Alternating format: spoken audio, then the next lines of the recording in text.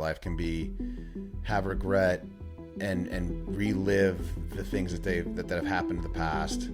They can get stuck worrying about what's going on in the future, and and things that that are outside of their control. And then you can get more focused on the now. And I would say one thing that I've really worked towards is staying more rooted in what's happening right now. And it doesn't mean that I don't think about the future and I don't think about the past. I work to now not relive my mistakes, but I have internalized that my mistakes aren't good or bad. They're just lessons that the universe has given me, or the world's given me, or that God's given me to make different decisions based on the outcomes that I'm working towards. So.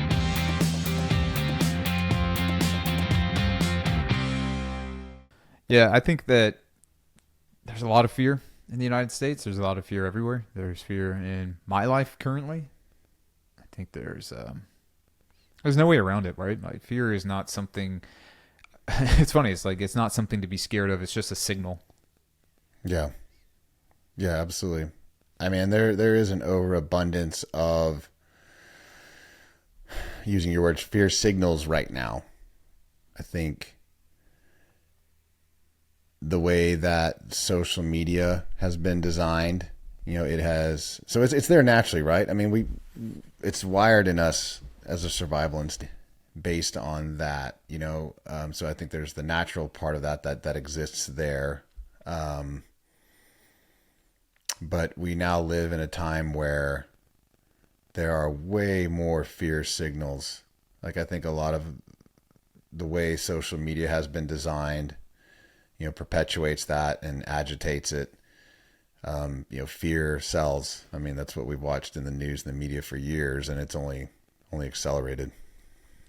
Yeah, I think one of the things too about fear, not only is it a signal, but a lot of the time it becomes the dominant signal in the day.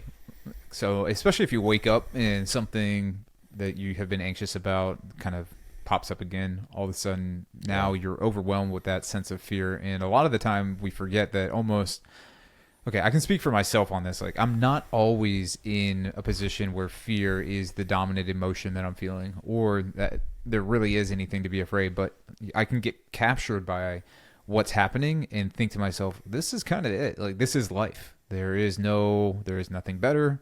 And this is about as bad as it gets. And I think you really have to worry or not worry about what's happening in the day. And you have to look at the arc of time that from where you've come to where you may end up. And you realize, okay, so this is today. So tomorrow doesn't have to be like this. It may be.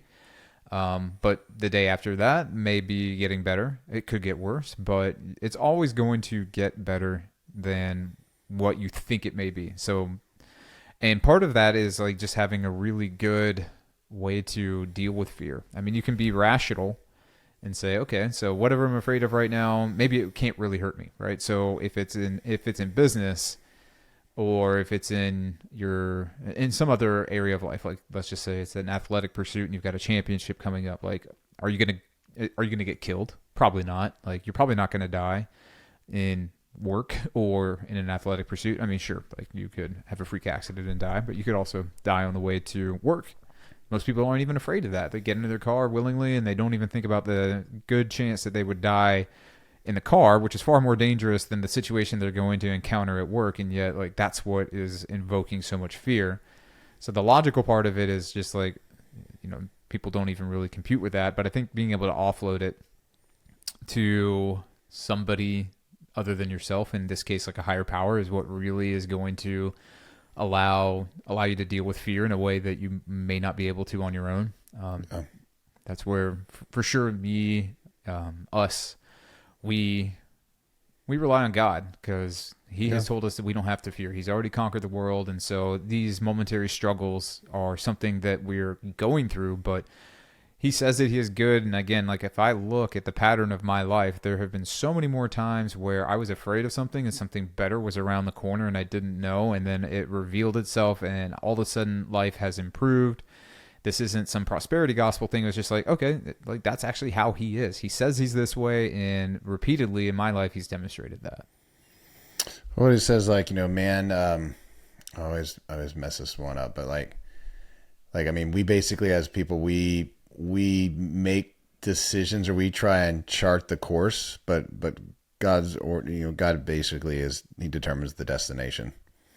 So we can invoke our will as much as we want. Oh, you're speaking of Proverbs where man makes plans, but God determines his steps. Yep. Yeah. Yep. That's the one. I don't know which proverb that is, but that's a good one. No, 100%. I think that, well, in Matthew, it says, why worry? It doesn't add a day to your life.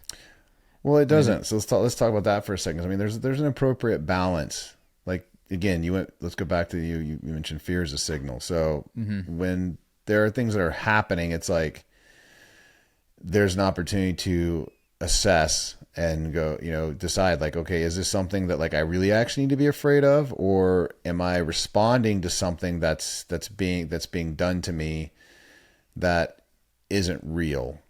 And I think there's varying degrees of, like finding the appropriate response. I think, again, like we're bombarded daily with so much stuff now. I think that, it's become more challenging for the human species to regulate the sympathetic and parasympathetic, systems, where I think we are so constantly being pushed into the parasympathetic that our bodies are having actually a harder time, like going back into the sympathetic side of things. So, I mean, if we're just talking about from a physiological standpoint, I mean, just the constant bombardment of what's in social media and all of the posts and the fear mongering done by everybody. There is a lot of scary stuff going on right now. And I think what we'd really like to dive into, because I don't think anybody's disputing or challenging what we're saying as far as, or what we're thinking, on all of these different fear signals that are out there. But what is so let's just start with you, Adam. Like, how do you navigate your way through dealing with fear, which I think, was where you were kind of already going as far as dealing first and foremost, knowing that God's in control. We know how the whole game ends, ultimately. Yeah. But for someone who, for anybody, how else do you think through that?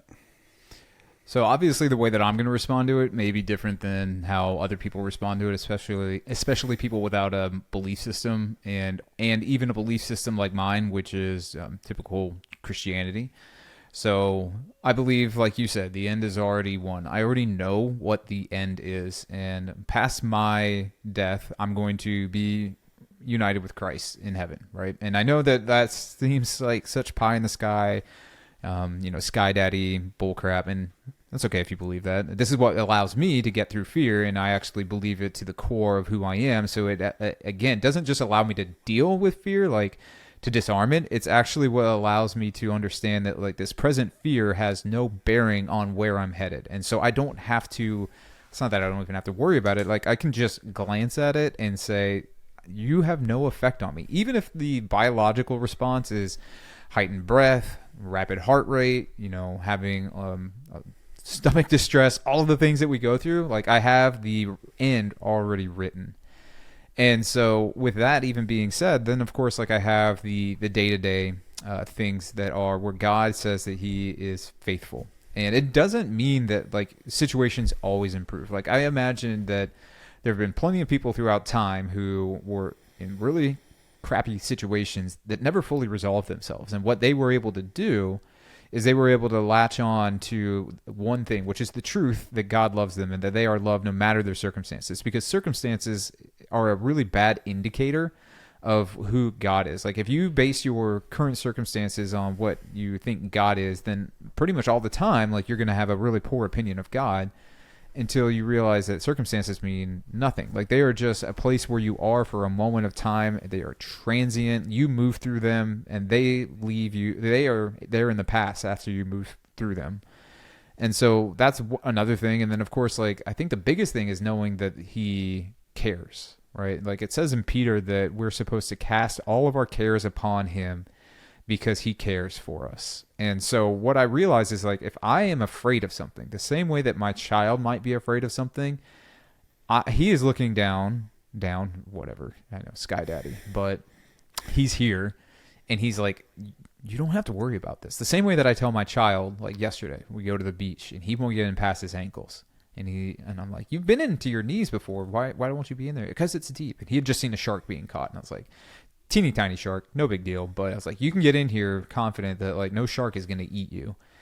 And yet he's still afraid. And if he had the mind that I have and the vision that I had for the situation, he would realize there's nothing to be afraid of. And so that's where, when you cast your cares upon him, like he really, it's not just that he cares, he also knows. And so this is how I'm able to deal with fear. Even though I allow myself to experience it, what I don't allow is for myself to be taken away with it. I don't allow it to dictate, it does to a degree dictate how I feel, because that's an emotion, right? Like I can't really control what happens physiologically when norepinephrine and all of these other neurotransmitters are firing and heart rate elevates. I can try, but that just happens. Like that's going to happen if you step out into traffic. It's going to happen if you wake up and the email that you got was not what you expected. So good luck trying to change that from a physiological perspective. But when you when you allow your mind to transcend the moment and then can place your, kind of frame how things are happening and understand like this is bigger than just the moment, then again, it allows you to, I would almost say neutralize it, not quite, but like you can at least understand it and see its purpose. And that goes back to the whole thing is like, it's a signal. And, biologically we are meant to use that signal and interpret it for some kind of action. And I am choosing to say, okay, if I'm afraid of something, then that reminds me just to run headlong into the arms of my father. Okay, again, Sky Daddy stuff for people who don't believe, but I get that. And, like, again, with the example of my child, like if he was just like, hey, Dad, just go ahead and hold me as we go into the ocean, then he'd be 100% fine. And yet he doesn't do that. He does not choose to run to Dad to help him go into the ocean. He just decides to let fear take control. And I'm like, that's the opposite of what I want to do. We had talked about that just the other day, and where we were like, hey, financially things are kind of weird right now. So what should we do? Well, the normal response is to try and hold on to money. And instead, I was like, we should give it away. We should give it to people who are in need. Because like, if we're going to allow this, like the position of our finances to determine how afraid we are, then what we should really do is just try not to be controlled by that fear and then give it away. And of course, like there's some theological implications to that, but like that's a good way to deal with fear, is just to be like, I'm just going to actually give fear the middle finger, if you will, and not let it control who I am or how I feel. I mean, and how do you deal with it? Because like, I know that you had to have gone through this kind of stuff a lot, especially when you were sitting there working 120 hours a week, building a massive company, and where it wasn't just like the implications of what could happen. It's like how many lives depended on the company doing well. I mean, I can't speak to that yet. We're not there, but that's a lot of pressure. So how did you deal with it? Yeah. It's a good question. I'm sitting there like I'm trying to reel back to like that time period. How I dealt with fear back then, isn't as healthy as as healthy as I deal with it now. So maybe it's helpful to actually talk about that. Sure. Yeah, that's a learning experience, right? Yeah, oh, absolutely. So, I was in my early to mid 30s when that project really took off, or that company really took off the way that it did. And we went from, zero to, almost 100 million in the course of 12 months, and from like 30 employees to like 300. And I was unfortunately still at a stage where like I could power through things through brute force to a certain extent. So like, the way that I dealt with it back then was I didn't sleep a lot. I skipped out on family events a lot. It was in the health, health and wellness, like weight loss category. So, I missed a lot of, core memories with my kids when they were younger. I mean, like I was there, but like I was stepping away a lot to handle things, where, I was,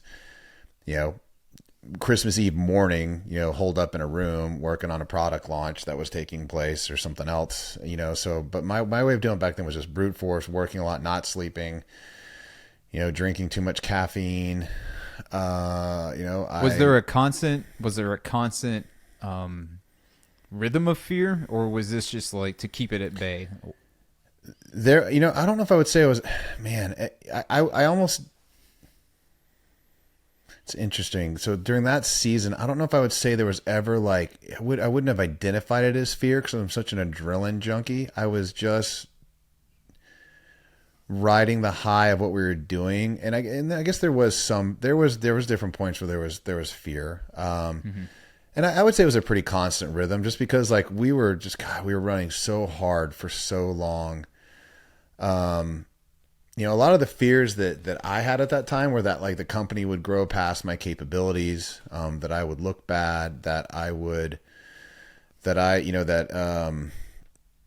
get passed up, for some other type of, growth opportunity that was taking place. And, a lot of those things, I don't know if they were justified because it didn't happen from that standpoint, but, I definitely had a lot of fears there, just on not looking good and not performing and things like that. So, and a lot of the other fear that I would say more of the fears probably came after once I exited out of that and I went into, the next company that I launched. I definitely experienced a lot more fear in that situation, because the stakes, again, it was starting over. I didn't take any breaks, like I didn't go from like so I went from one startup, that I was involved in from 2005 to 2011, and that was just same thing, nonstop, always going, like, traveling, product launch after product launch, event after event. 'Cause one of the things that we did back then was we had events. I went from that to another startup out in Oregon, and that was intense.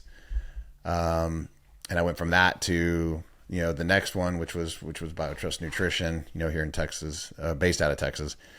Well, it was at the time, ended up being based out of Colorado, but like, that was another almost 5-year sprint. And like, I literally took no real vacations during that time. I slept. So what I'm talking about right now is all the things that you do not want to do when you're facing fear, having gone through that. But like, I instead of sleeping like I should have been doing, taking care of myself, I was sleeping 3 to 4 hours a night during that season, which was like, over a decade, abusing caffeine. I had been prescribed Adderall and Vyvanse, so I was on that. I was still doing insane workouts. So, basically I was just abusing my body during that time period. So that was how I dealt with fear back then.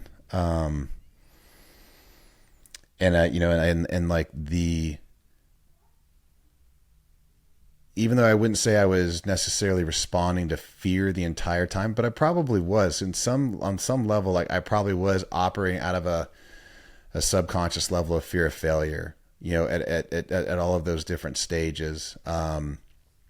And once I, went through where I bottomed out as hard as I did in 2019 and 2020 when I got really, really sick, and had a chance to really step back and assess, I would say the way that I deal with fear now is very, very different, or what I would identify as fear. 'Cause I think, we get stuck, so there's like three, you've got the past, you've got the present, you've got in the future.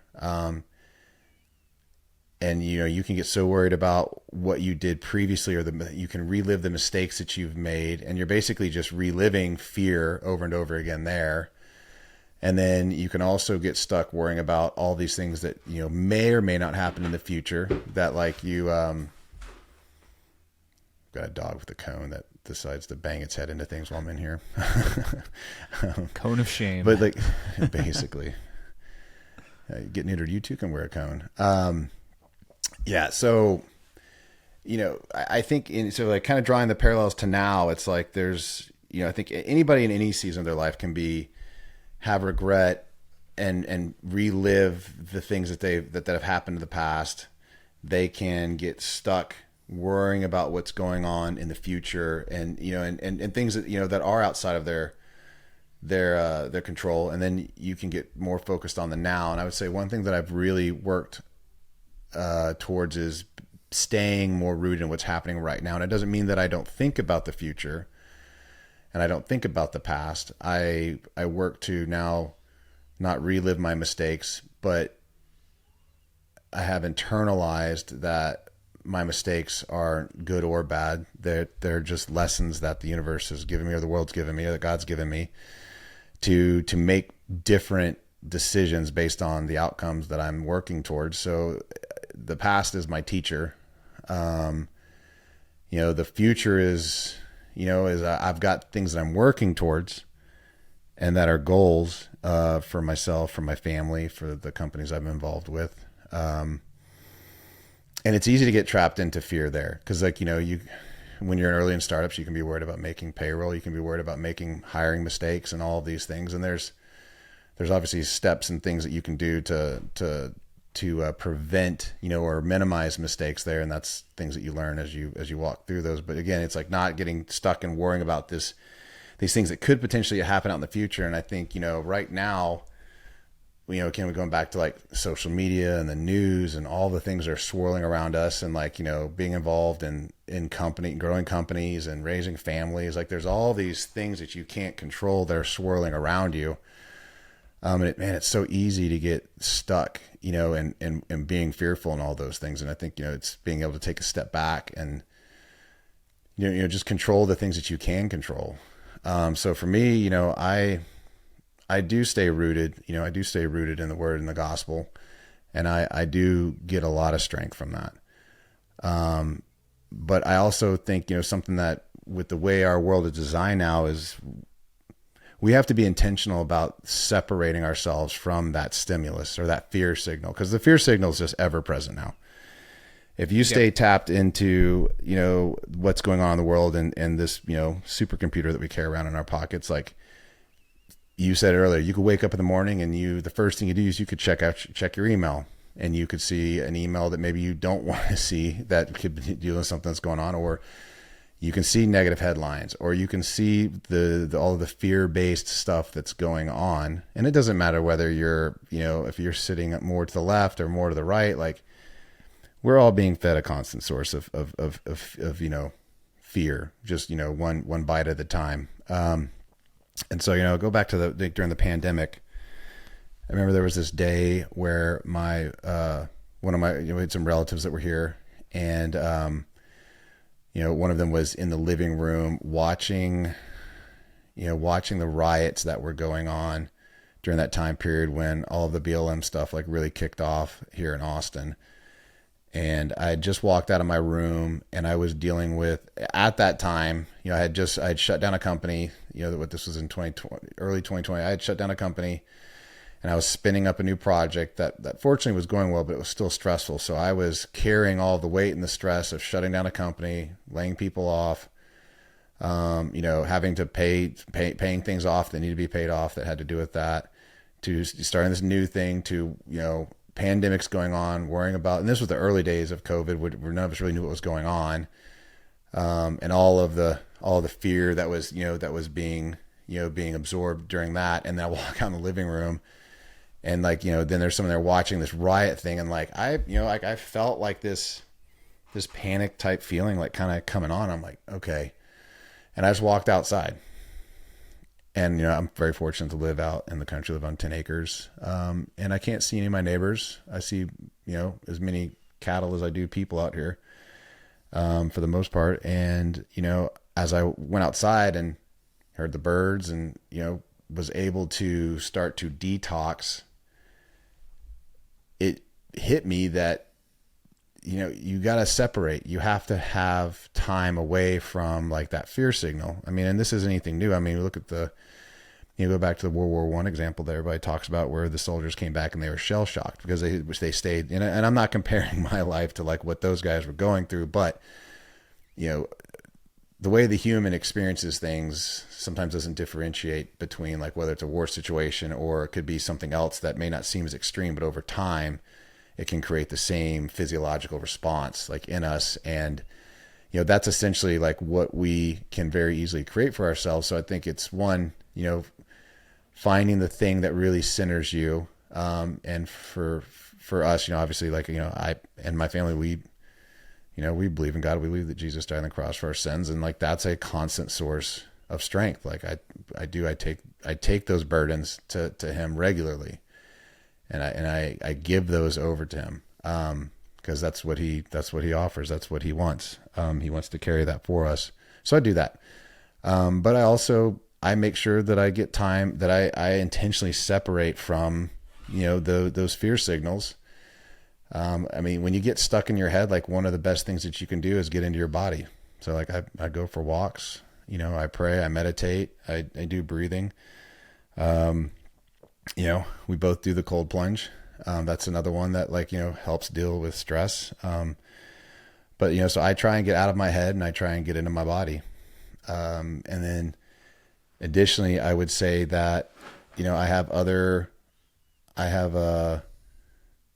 practices that I deploy. Like, I do journaling, and I have like kind of like a daily direction thing that allows me to objectively step back, and look at things that are going on, and be able to, it enables me to make more objective decisions based on like what's happening. And, but that separation's, I think, probably one of the most important things, because if you stay in like a constant, like in this vein of being stressed and like where you're surrounded by the same stimulus, like you become less and less objective about what's going on, and become more and more fearful, and, and gripping the, like when I was a student pilot, like, we would go up into the practice area, and there, when I'd be out there with my instructor in the early days, and, he'd have you doing some kind of maneuver, and I would get locked into this mode where I would be gorilla gripping, the yoke, and not able to make an adjustment that I needed to adjust, because I was locked into like this like physiological response I was having to what was going on with, what I was doing with the plane and the decision I was trying to make. And, the second that the instructor, has said, "Hey, I got the controls," and took them away, like I could immediately see like, oh, here's what I was doing that was wrong. And I think, there's a lot of points like, in just our day-to-day lives where we can get so focused and locked in on something that we lose objectivity, we get locked into being fearful. And I think that's, so, I try to go to source, which for me is my, my creator. I try to get out of my head and get more into my body. And then I would say those are the main things for me. Yeah, I don't think that's a bad list. That's a pretty healthy list, and especially having that kind of experience that you had. Yeah. It's just one of those things. Go ahead. I mean, we all deal with it, and I don't know that everybody deals with it well. I don't think that I deal with it particularly well. Sometimes I let it get the better of me, but it's something I want to get better at, and for a lot of different reasons. One, like I just don't want to feel totally paralyzed by something that is beyond my control. I mean, the circumstance is typically beyond your control. Where we're at right now, kind of beyond our control for a time. But what's not beyond my control or anybody's control is like how you respond to it.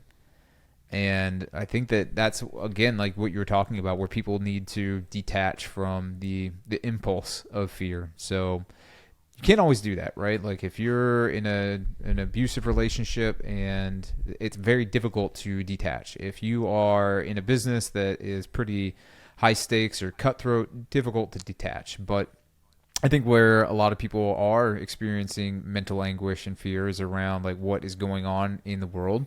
And there is no doubt that we should commit to making this world better, right? Like we should hold people to a higher standard. We should be holding people accountable. We should be progressing in the name of justice, and not just some like super fluffy version of justice, but real biblical justice. Like those are the kinds of things that we need to look at the world. But like we can't just take it all in. We're not made for the amount of information that is out there, at least to be able to process it. And, certainly because there's so much spin on the information right now, like you can't even tell if what you're looking at is real. And I believe that's probably going to be a really big issue, not only coming into the election, but after the election, where a lot of what people are going to see on either the news or on social media probably isn't even real. I mean, you won't even be able to tell if a video that you're watching is constructed by a program like Midjourney or that new one from ChatGPT, or if it's authentic film. So like that's another thing where people really do need to start detaching, because like there's a good chance they're going to get all spun up over something that never even happened. And so learning how to do that is going to be one of the more helpful things, in my opinion.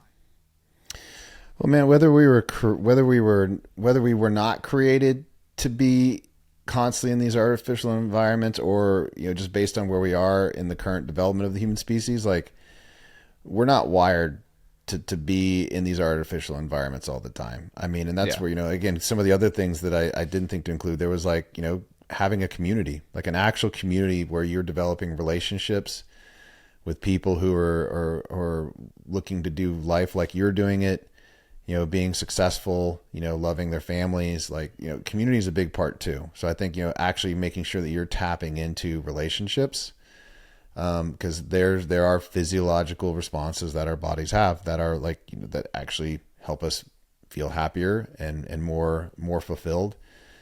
So, I mean, a lot of this artificial, experiences that are being created out there, like take us away from the more natural rhythm of how we have thrived as the human species. I remember, man, when I got really clear on the community thing, after I came back from Oregon, where we had gotten so isolated. There was one family we got really close to, but in a lot of ways we had gotten very isolated, where we were not participating like in community.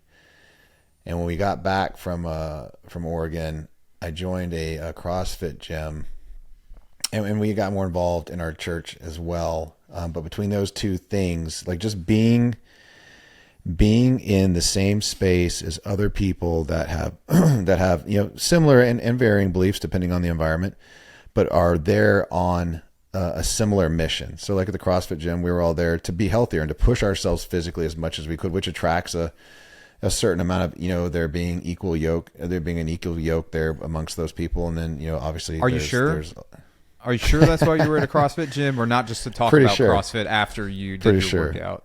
Okay. Just wanted to make sure, because I'm positive it was the other way around. Like basically you only did it so you had something to post on Instagram, and then you could tell everybody how hard your workout was. Yeah. Yeah. Well, then I could just tell people that I was a CrossFitter so that they knew. Right.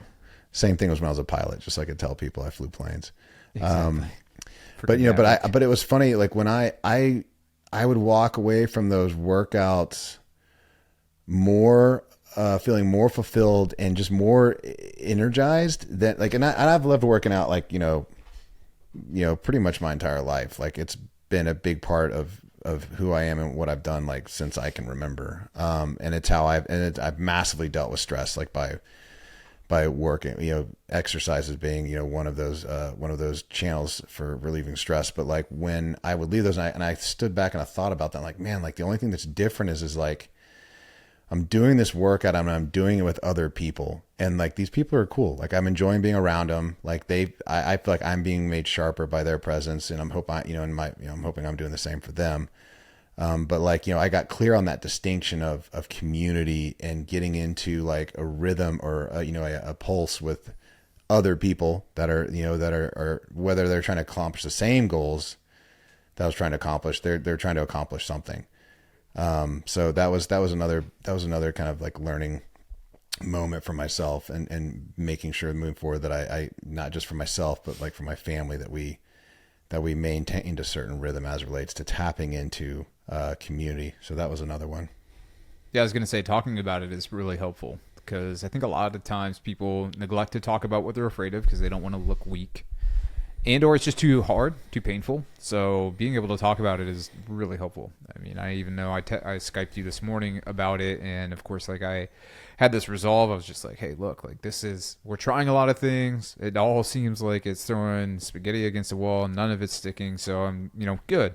It's just a time for God to reveal his power. That was kind of how I was able to work on it. But like, I didn't have anybody to tell that to. Like I could tell it to myself, but my wife was gone, and I was just like, I need to talk about this. Like, I need to talk about what we're going through, so that, like, one, I don't feel like I'm just in my own echo chamber, but two, just though, so I can have a conversation, because you feel validated. Like, sometimes you can have those conversations and like, hey, this is what's got me all riled up. Am I wrong to feel this way? And then people can tell you, no, that's actually totally justifiable to feel afraid of this. Okay, great. I thought so. Now, how do we shift? How do I make it so that I can neutralize the fear and not let it incapacitate me? Yeah.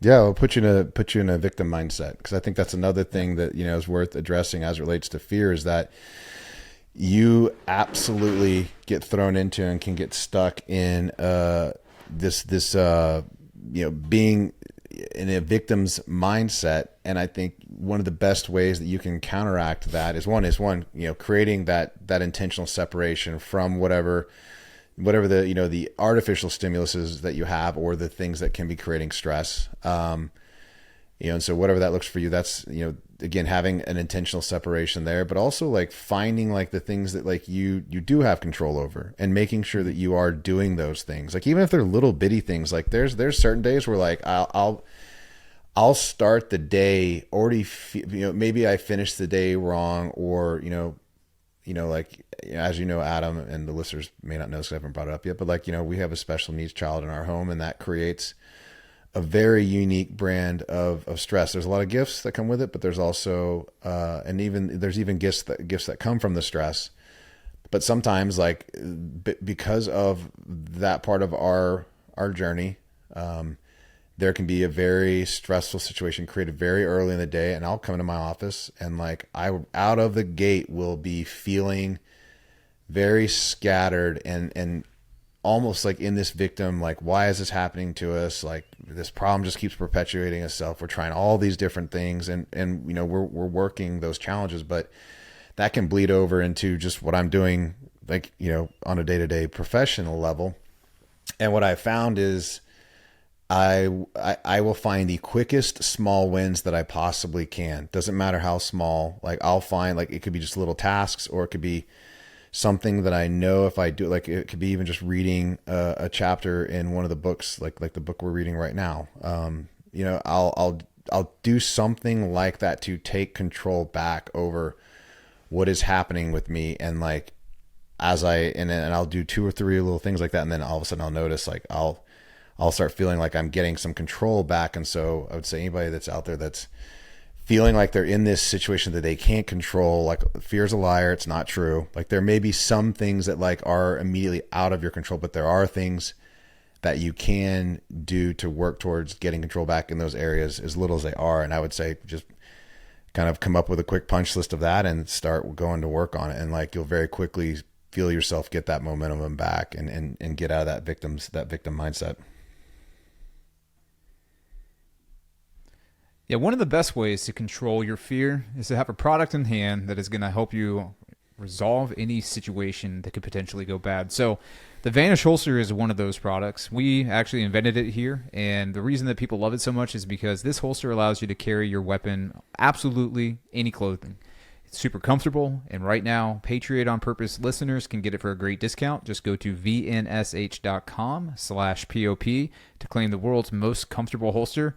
You're going to love it. It'll replace every holster that you have, and it works with 99% of semi-autos, works without a belt because it's got a built-in belt, and carries 2 additional magazines, as well as coming with a 60-day money-back guarantee. Grab it now at vnsh.com/POP.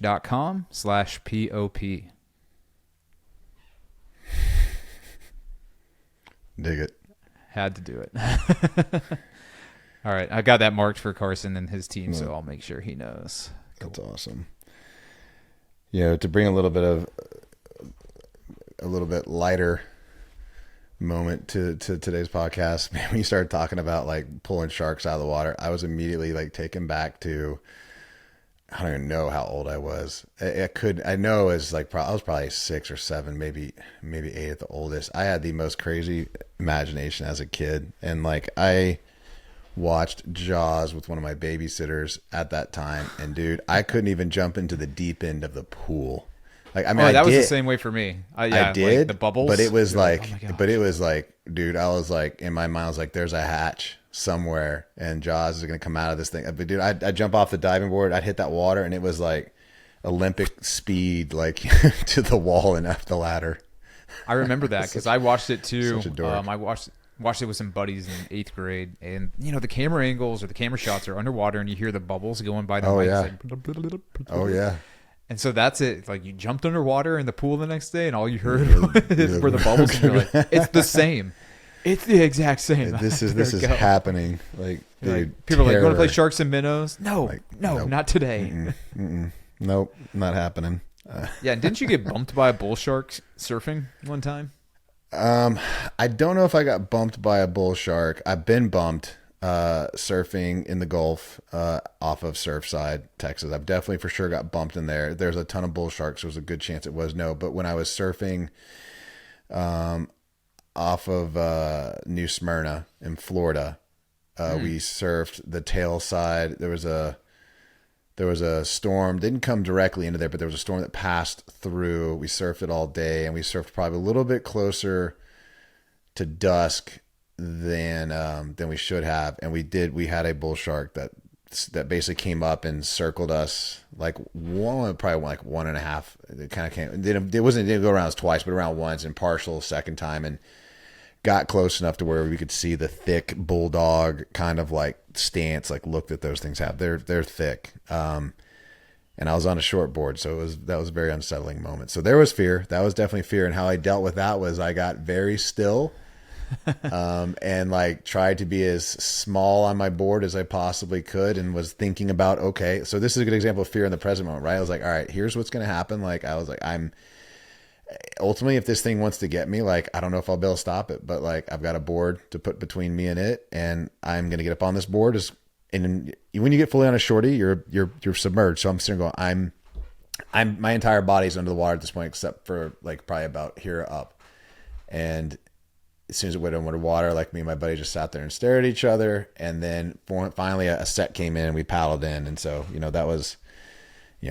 that was a different type of fear in the immediate moment, but it was a very real human physiological response. Like adrenaline was definitely dumping into my body.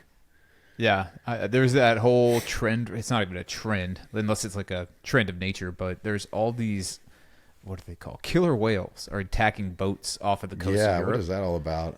I don't know, but you talk about fear. You're like, there's me and a boat between this thing, and it's like, well, there was. No, not so much. I've read a couple of those articles, and like I think they theorize that either like enough killer whales got hurt by the props on boats, or something else has happened enough times off of a boat that where now they associate boats with threat, and so they're now retaliating. They're just mad. But yeah, I don't want any of that, man. I want none of that. Like I honestly, if so. Yeah, I don't know if I would choose a killer whale over a great white, because a great white, there's a much greater chance that thing's just going to come up and maybe just have an exploratory bite, just because they don't know what you are. If a killer whale decides like they want you and you're in the water, like dude, you're not stopping that. No that's way. why I only go up to my waist. Because even yesterday when I was in Are there any Are there even any documented attacks on people by killer whales in the wild? I haven't heard of any.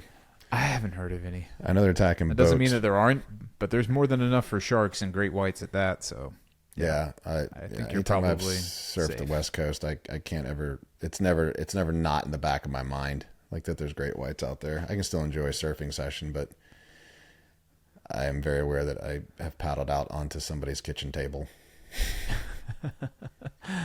All right. Well, It's Friday. I think we've got to wrap this up. Please subscribe over, like Adam's saying, over at Apple, Spotify, wherever else you listen to us, but also follow us on Instagram, Patriots on Purpose, same thing. Please go give us ratings. We'd love to hear your reviews. Also, too, like I think do we have somewhere on patriotonpurpose.com where people can submit because I'd love it'd be great if we could get people to actually start suggesting guests that they'd love for us to bring on. I don't think that we have that up yet. We can get that installed pretty soon. We need to get that, so we'll get that set up. But that's also something that you could communicate to us through the YouTube channel, through Instagram. But yeah, please support. That would be one of the best ways for you to support us. if you feel Awesome. so Thanks, inclined. Nate. Yeah, thank you, Adam. And with that, say no to fear.